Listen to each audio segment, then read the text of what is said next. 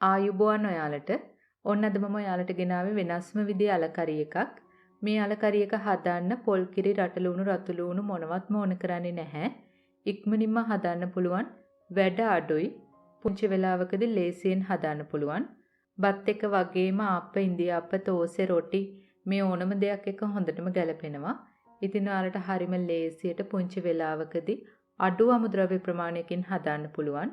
අපි දැන් බලමු කොහොමද හදාන්නේ, මොනවද අපිට ඕන කරන්නේ කියලා.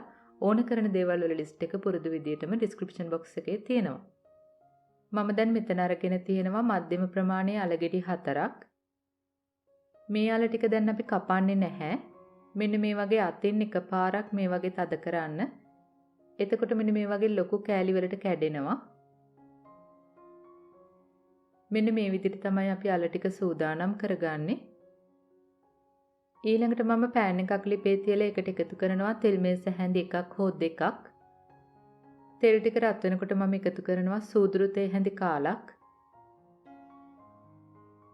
අමු මිරිස් කරලක් මේ වගේ දෙකට කපලා ගන්න.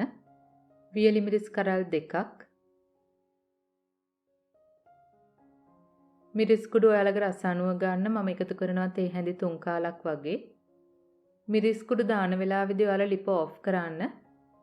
ඊළඟට මිරිස් කුඩු ටික තෙල් එකේ රස්නෙන් කවලම් කරලා ආයෙත් ලිප ඔන් කරන්න.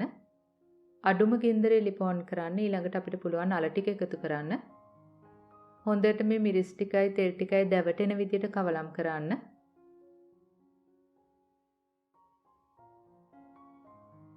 ඊළඟට මම එකතු කරනවා වතුර කෝප්පයක්. දැන් ඒකටම එකතු කරනවා කහ කුඩු තේ හැඳි කාලක්. හීනියටම ලියාගත්ත කරපිංච ටිකක්. ලුණු කුඩු ඔයාලගේ රස අනුව ගන්න. ඊළඟට බැදපු තුණු 5 කුඩු හරි මස් කරි කුඩු හරි එකතු කරන්න පුළුවන්. තේ හැඳි භාගයත් එකත් අතර එකතු කරන්න. දැන් අපිට පුළුවන් මධ්‍යම ගින්දරේ මෙන්න මේ වගේ නිතර නිතර හැඳි ගාන ගමන් හදා ගන්න.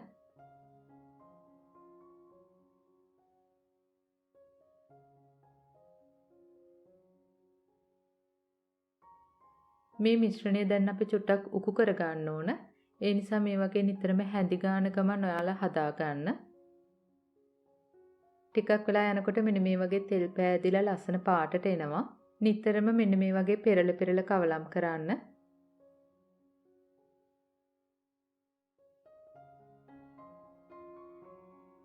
මම දැන් එකතු කරනවා කරපිංච ඉත්තක්. කරපිංච රම්පේ මේ ඕනම දෙයක් ඔයාලට එකතු කරන්න පුළුවන්. කරපිංච වෙනුවට ඔයාලට කොත්තමල්ලි කොළ එකතු කරන්නත් පුළුවන්. ඒ රසට කැමති නම් කොත්තමල්ලි කොළ ටිකක් එකතු කරන්න.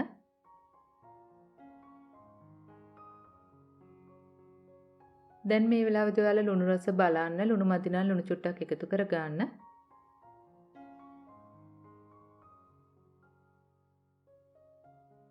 දැන් ඔයාලට පේනවා ඇති මේ මිශ්‍රණය එන්න එන්න උකු වෙනවා. ඔයාලට කැමති පදමේදී ලිප ඔෆ් කරන්න පුළුවන්. හොදියක මෙන්න මේ තරමට ආවට පස්සේ අපිට පුළුවන් ලිප ඔෆ් කරගන්න.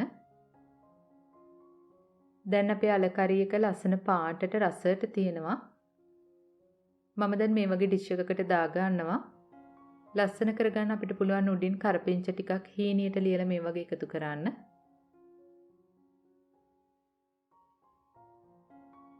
මේ අල කරි එක ඔයාලට බත් එක්ක රස විඳින්න පුළුවන්.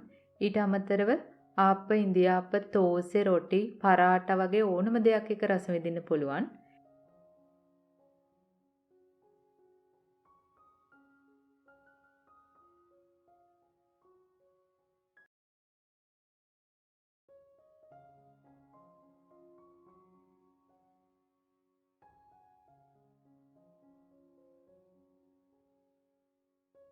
ඉතින් හරිම රසට හරිම ලස්සන පාටට තියෙන අල කරි එකක්. පුංචි වෙලාවකදී ලේසියෙන්ම ඔයාලට හදා ගන්න පුළුවන්. ඉතින් ඕන කරන දේවල් ටික අනිවාර්යයෙන්ම ඔයාලට ගෙදරින් හොයාගන්න පුළුවන්. වැඩි වැඩක් නැහැ. හරිම ඉක්මනට ලේසියට හදන්න පුළුවන්. ඉතින් එකම විදියට හැමදාම අල කරි එක කන්නේ නැතිව අපිට පුළුවන් හරිම ලේසියෙන් මේ වගේ හදා ගන්න. ඉතින් ඔයාලත් හදලා බලන්න.